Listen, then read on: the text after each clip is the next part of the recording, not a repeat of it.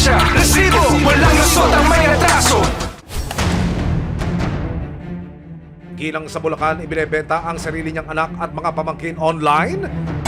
Kaya para mahuli ang suspect na si Rona, hindi niya tunay na pangalan at masagip ang mga paslit niyang biktima, agad na nagsagawa ng entrapment operation ng PNP WCPC. Kung may kasama, hindi kunan lang yung identity niya o ID. Second, yung victims, kailangan makuha pa rin natin identity through take a picture. Ang sistema natin is, meron mo na show, sa van gagawin, and then after the show, we start now the rescue and the entrapment.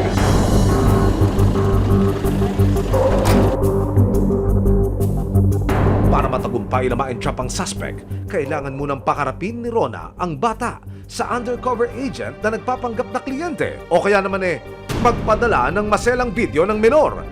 As of this time, naka-ready na siya to engage. So, hinihintay na lang yung go signal para sa kanyang yung live show na ibibigay sa atin. Matapos magpadala ng mga operatiba ng 2,000 piso. Mag-send siya ng video na. Pag mag-send siya ng video, i-play lang natin, tapos video call, then go na po. Pero bago magpadala ng maselang video, may mahigpit munang bilin si Rona. Promise, you don't post it ha? Private only, you and me. Ang siste, sa ganitong uri ng kalakaran, hindi ba sisigurong hindi kakalat ang mga larawan at video? Pababayin ko yung dalawa. Nag-reply na siya, di ba? Pababayin mo na. Sending lang.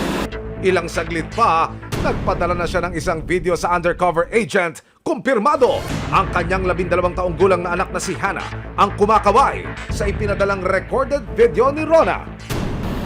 Confirm. Confirm na. Sa hudyat ng mga otoridad, sumugod na sila sa bahay ng suspect.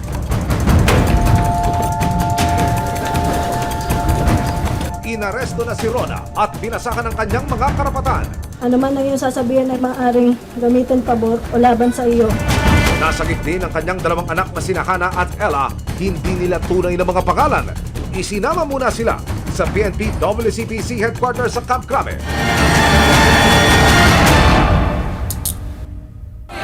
May ebidensya, resibo, walang lusot ang may atraso.